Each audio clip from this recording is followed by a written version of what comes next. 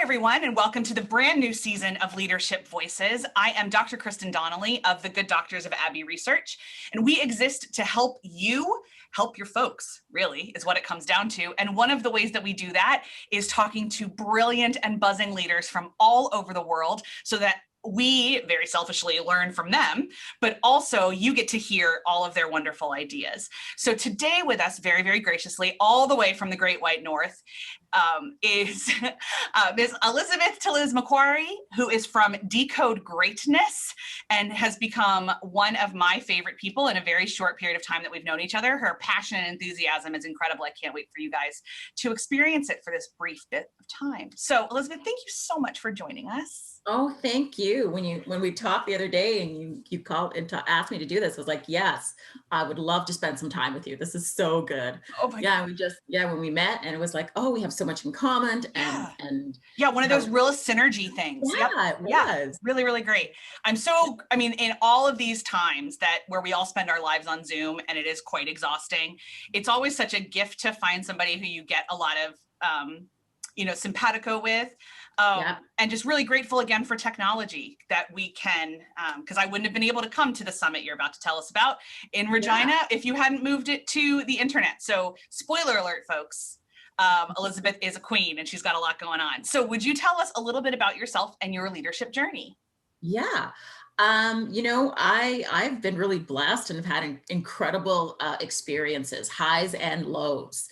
I have 3 sons and they have taught me about leadership in ways that, oh my God, I didn't know I had to learn. So kids tend to do that to you. My parents are actually from South America. So I was born in Canada. I'm the hello, welcome to Canada surprise for them. And so I speak Spanish fluently. I've lived in different parts of Canada. I've lived in the States. So I've really had an opportunity to do lots of incredible stuff.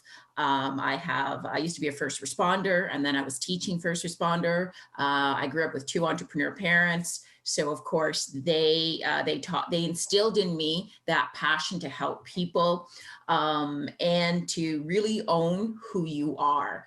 The good, the bad, and the ugly, and the, oh my God, I can't believe I just did that. Yep, we've all been there. Yep, all there. Yeah. So I've got a business background. I've had a janitorial business that I took over from my dad. We had 35 employees. I was in politics for a while and then helped people get into politics. I've done health and safety for different companies, for my own company. So I really have had a really wide range of experiences. And I think, when I talk to people, when I talk to my clients or different people, I think I can relate to them because I've had such an incredible experience, the good, the bad, and, firing, the first time I had to fire somebody, I was 16 years old. Oh, yeah. And that's the first time I had to fire somebody. And they told me off in front of my client. They threatened me. My client actually told them that if they didn't leave the premises, he was going to call the police. That was the first time I had to fire somebody and I was 16. So leadership journey started young, with a lot of different experiences. And I think just talking to people, I think I've always had an inquisitive mind about, so why do people do that? Mm-hmm. I would do all this training in all sorts of different areas in my life and at a young age, with the cleaning business. And now this is going to age me because I used to be a candy striper. So if you don't know what that means I used to work in the hospital with that little dress, that looked like candy. And, and I trained there. I ended up being a trainer there. So it was something that was kind of, I guess, a gift that I would learn something and then train somebody. But, I could train them with all those hard skills and stuff, but it really came down to who they were, who their soul was, and what their mindset was, their attitude. Yeah, right? Absolutely. Those soft kind of the soft core of who we are, that it's really hard to train anyone or change them in the soft stuff. So that's so did that lead then, did that kind of revelation, is that what led to Decoding Greatness or Decode Greatness, excuse me? Yeah. Yeah, pretty well. Like I said, I've always been pretty well self-employed in one way or the other. And Decode Greatness has a little bit of a history and a journey.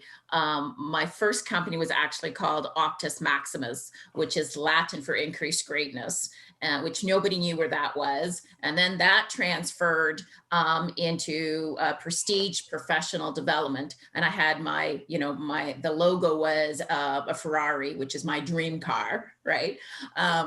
Right. And that still didn't get people noticing and understanding what I did and stuff. And so it took about 5 years between different, what I did and how I want to present myself to finally get to Decode Greatness. And it really was my belief that everybody has greatness inside of them. They just need to learn how to kind of decode it, find it, unveil it, work with it, the good, the bad, and the ugly, right? And really understand their self-awareness and help them to understand others. And that's really where the whole word Decode Greatness came from.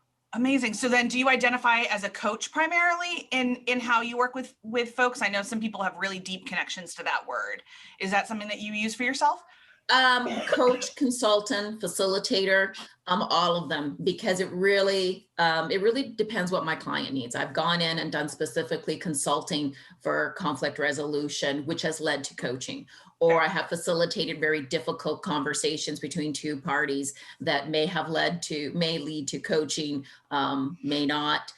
So it really, it's about me being present and holding space for my clients and the people that come into my life. Well, that holding space is a great transition to, because that's part of my personal leadership definition. So I wonder what leadership means to you. I love one of the first quotes I heard from John Maxwell, which kind of made me think, I want to know what this man does. And his quote was, "Only secure leaders give power away." And I thought, oh, what does that mean? Like, really, what does that mean? And I think that has been what I believe greatness, or what I believe leadership and greatness is, which is to be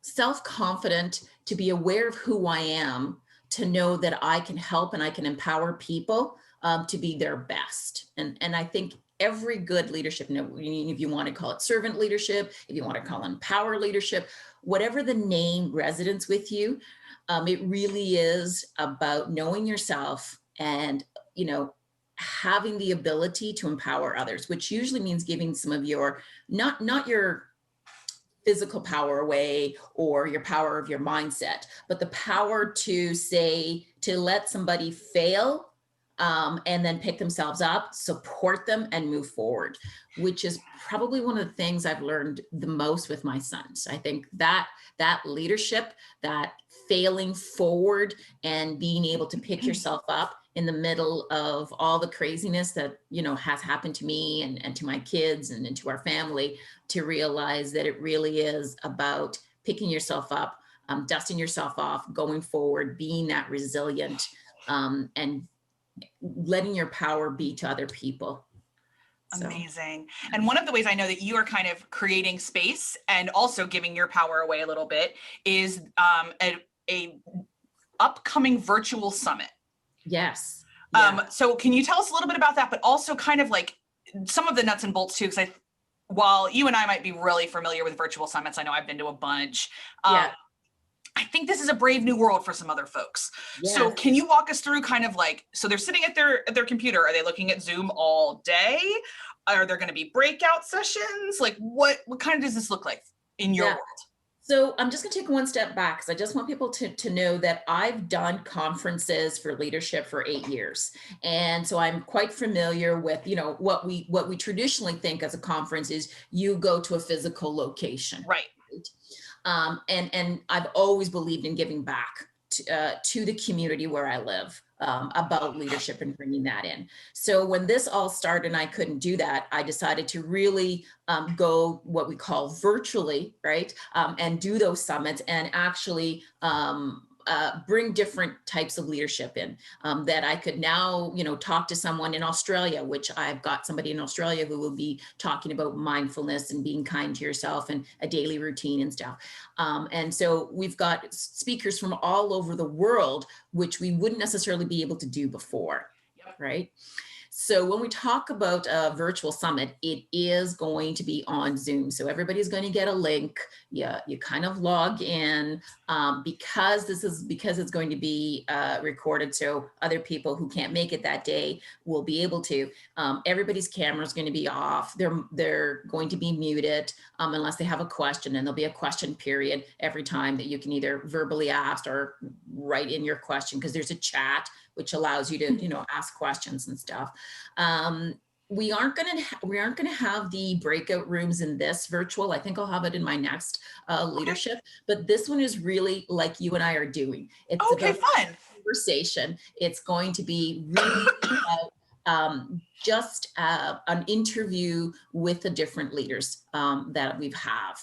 And one of the things I'm going to be asking them is give me 3 secrets, 3 points, 3 steps to either empower your team or to lead confidently in these difficult times. So I really want tangible stuff that, I want to know the story of the speakers that I'm going to be doing, but I want those tangible stuff that it's like, okay, the audience wants something right now. Like we're just hungry for, tell me what I can do to be better. Tell me how I can get better in this crazy time. Tell me how I can empower my staff. Tell me how I can motivate them. Tell me how I can keep them safe. Tell me what's going to help my mindset to get over all of these different things. And, I'm not sure what's going to happen with my rent. I'm not sure about the money, but how do I still lead? How do I still move myself forward?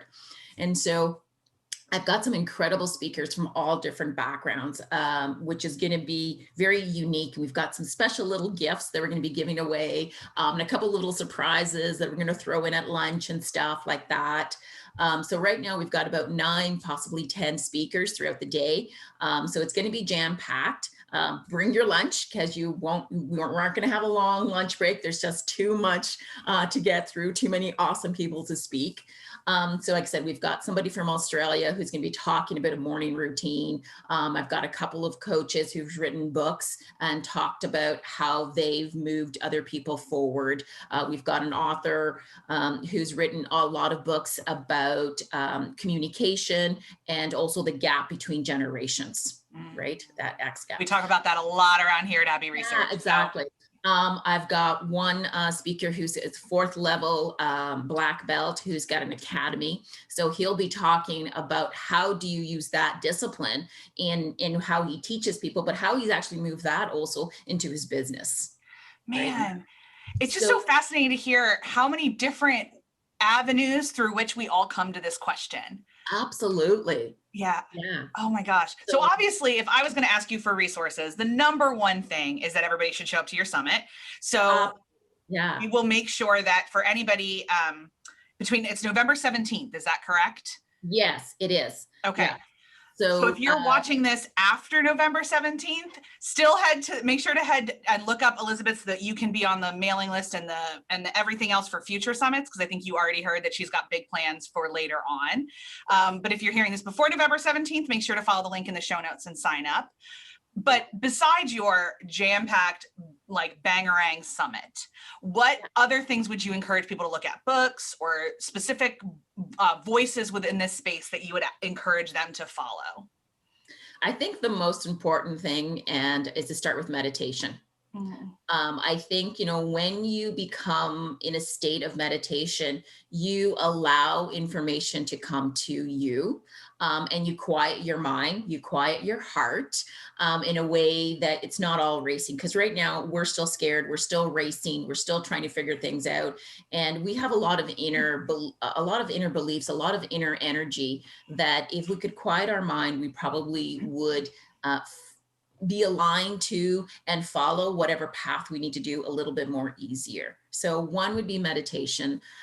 Some of the books, and again, you can read the books, you can do audibles, you can, I would really suggest, I like audibles because I like to pause, I like to make notes. That's my favorite. But then I'm not necessarily an auditorial learner. I'm a kinesthetic, so I like to listen, but I like to make notes so I remember, right? So, I mean, John Maxwell is definitely one of my favorites. You can see that I have tons of books here, and I've got another bookshelf over here and over there. So, you know, I would say explore. I'd go to the library. Now the libraries are back opened and bookstores. Start picking them up and open up to whatever page and read a little bit. Does it resonate with you? Great. If it doesn't, put it back, pick something else. Yep, there's no shortage of wisdom for us to encounter. There isn't, right? And that's what I find, that when I do meditation and I've talked that to my clients, because they always want to know, well, who should I follow? What should I do? And I said, you know what? There are millions of people out there. There are millions of gurus out there. Who do you resonate with? Because what works for me may not necessarily work for you. Yeah. Right. So that's what I would suggest is go feel, touch, read what resonates with you. And I can tell you, even though I probably have, I don't know, 2,000 books between everything, I have not read them all. But I have me either. I've chatted. All of a sudden I'll pick something up and I'll read it and I'll go, oh, this is exactly what I needed to hear today. Or this is exactly what my client needed to hear. Or this is how I'm going to do X, Y, and Z, right? And so I think you just have to kind of follow that. And that's why I love this summit, to have so many different backgrounds, that when somebody listens to this summit, they're going to resonate with one or two or three speakers, maybe all of them. But usually you've got one or two, maybe three that really resonate with you. It's like, okay, that is something that will work for me, right? And you don't know that until you listen, until you read, until you explore. Absolutely. I think we've all had life-changing experiences sometimes when we least expect them. And that's a great and wonderful note to end on. So I want to thank you again for being with us today. This has been such a rich conversation, and obviously you and I will continue this off mic. So again, thank you again. And thank you to everybody for watching. This has been this edition of Leadership Voices. I'm Dr. Kristen Donnelly, and I'll see you next time. Bye. Thank you.